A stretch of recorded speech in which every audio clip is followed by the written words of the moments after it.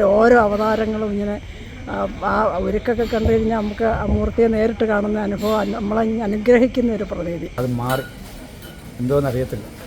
എന്തായാലും ഭഗവാന്റെ ഒരു ഭയങ്കര അനുഗ്രഹം എൻ്റെ ജീവിതത്തിൽ ഇനി മറക്കാനൊക്കാത്തൊരു അനുഭവമാണ്.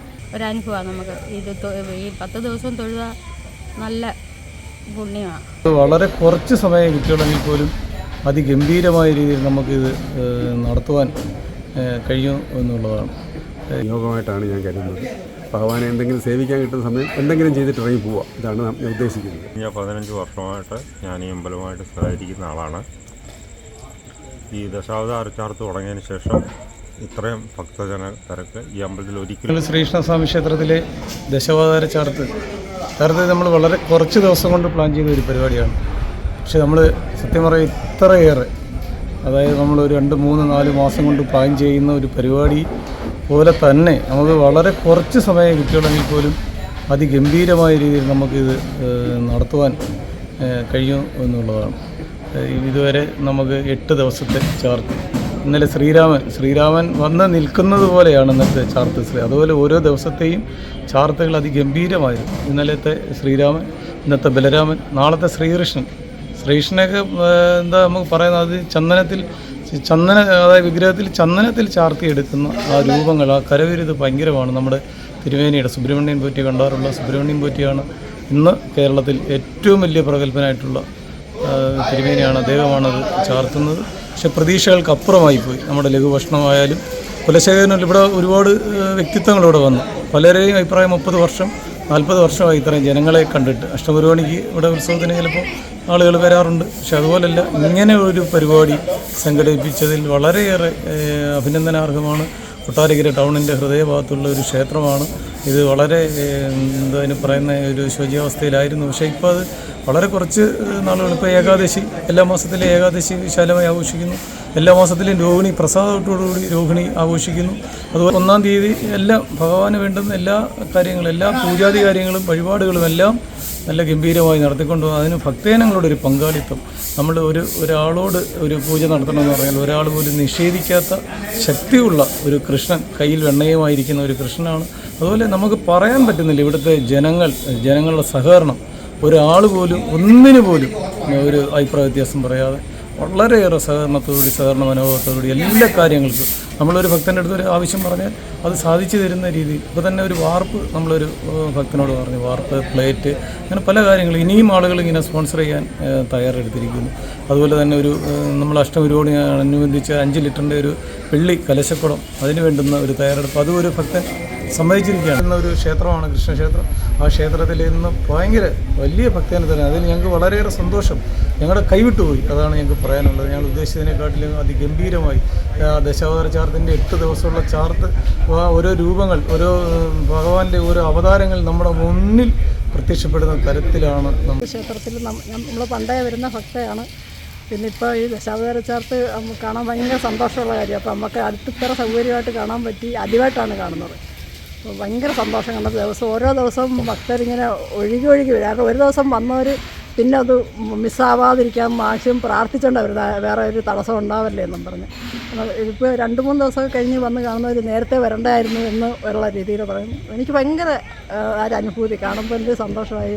ഭഗവാന്റെ ഓരോ അവതാരങ്ങളും ഇങ്ങനെ ആ ഒരുക്കൊക്കെ കണ്ടു കഴിഞ്ഞാൽ നമുക്ക് ആ മൂർത്തിയെ നേരിട്ട് കാണുന്ന അനുഭവം നമ്മളെ അനുഗ്രഹിക്കുന്ന ഒരു പ്രതീതി. അപ്പോൾ അത് എന്തോ ഭയങ്കര സന്തോഷം. അത് ഇത്രയും കാര്യങ്ങൾ ഇവിടെ നടന്ന ഭയങ്കര സന്തോഷം. പ്രത്യേകിച്ചൊന്നും പറയാനുള്ള മനസ്സ് നിറഞ്ഞ്. ഇനി ഈ 3 ദിവസം കൂടെ ഉണ്ട്. ഇപ്പോൾ ചൊവ്വാഴ്ച വരെ. അപ്പോൾ അതിനൊരു തടസ്സമില്ലാതെ ഇത് മൊത്തം 2 അവതാരത്തിൻ്റെയും കൂടെ പൂജകളും എല്ലാം കാണണമെന്നുള്ള ആഗ്രഹം അത് ഭഗവാൻ നടത്തി തരട്ടെ എന്ന് ആഗ്രഹിക്കുന്നു. ഞാൻ ഇവിടെ വന്ന് ഏകദേശം 2 വർഷം കഴിയുന്നു. ഇനി 2 വർഷം ആവുന്നു. ഈ മെയിലാകുമ്പോഴത്തേക്ക് ഞാൻ റിട്ടയർഡ് ആകും. എൻ്റെ ഒരു അഭിലാഷമായിരുന്നു കുലശേഖര അമ്പലം ഇങ്ങനെ ഇട്ടാൽ പോരാ. നമ്മുടെ ഗണപതി ക്ഷേത്രം, ഈ പടിഞ്ഞാറ്റിങ്കര ക്ഷേത്രം, പനക്കൽ ക്ഷേത്രം, ഇതെല്ലാം നല്ല രീതിയിൽ ഉയർന്നു വന്നപ്പോൾ കുലശേഖരനിലൊരു ശ്രീകൃഷ്ണസ്വാമി ക്ഷേത്രം മാത്രം ഈ ഒരു അവസ്ഥയിലോട്ട് പോയത് വലിയ വിഷമമായി. പക്ഷേ അത് മാറി എന്തോന്നറിയത്തില്ല. എന്തായാലും ഭഗവാന്റെ ഒരു ഭയങ്കര അനുഗ്രഹം എൻ്റെ ജീവിതത്തിൽ ഇനി മറക്കാനൊക്കാത്തൊരു അനുഭവമാണ്. അമ്പലത്തിൻ്റെ ഈ ഒരു മാറ്റം, ഭയങ്കര മാറ്റം എന്ന് പറഞ്ഞാൽ ഭയങ്കര മാറ്റം. അത് ഇവിടെ വന്ന് തൊഴുന്നവർക്കേ മനസ്സിലാകത്തുള്ളൂ ആ മാറ്റം എന്തുവാണ്.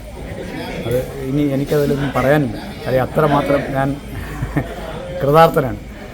അവതാരച്ചാർത്ത് കണ്ടിട്ട് കൊട്ടാരക്കരയിൽ ഇതുപോലൊരു ഇത് കണ്ടിട്ടില്ല എന്ന് ഒത്തിരി പേര് ഇങ്ങനെ അവർക്ക് പറഞ്ഞ കാര്യം എന്ന് പറഞ്ഞാൽ ഞാനത് പറയാൻ പാടില്ല, എന്നിരുന്നാൽ തന്നെ എനിക്ക് പറയാതിരിക്കാനും വയ്യ. ഒരുപാട് പേര് ഇത് കണ്ടിട്ട് ഇത് തിരുമേനി ഭയങ്കര അനുഭവം, ജീവിതാനുഭവം ഒക്കെ നമുക്ക് ഈ മരിക്കുന്നതിന് മുമ്പ് ഒത്തിരി വല്യമ്മമാരും ആ പ്രായമുള്ള ആൾക്കാർ ഏറ്റവും കൂടുതൽ പറയുന്നത് കാണാൻ പറ്റുമല്ലോ തിരുമേനി. അത് തിരുമേനി ഇത് സാധിച്ചെന്നതിൽ തിരുമേനിക്ക് ഭയങ്കരമായിട്ട് ഭഗവാന്റെ അനുഗ്രഹം ഉണ്ടാകും.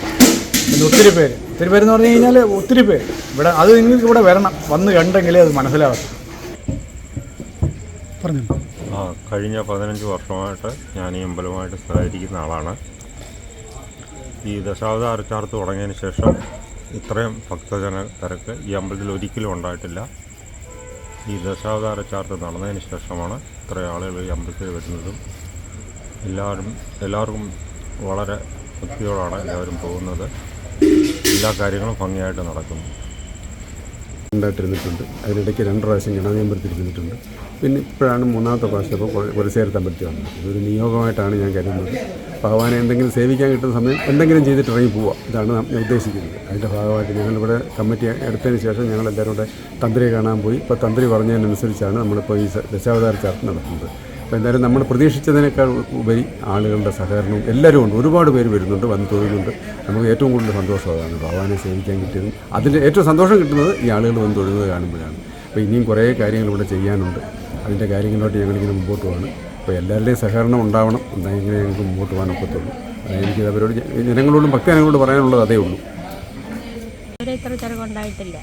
ഈ അവതാര ചാർത്തായതുകൊണ്ട് നല്ല തിരക്കും നല്ല ഒരനുഭവമാണ് നമുക്ക്. ഇത് ഈ 10 ദിവസം തൊഴുക നല്ല പുണ്യമാണ്.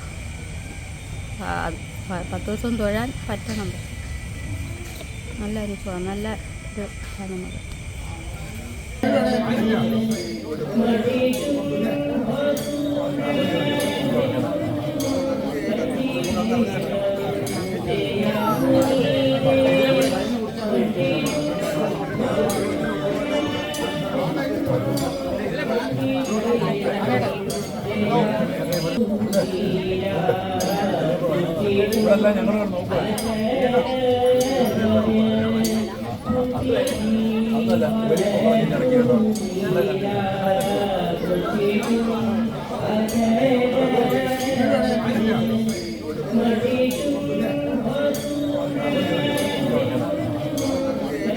ഞങ്ങൾ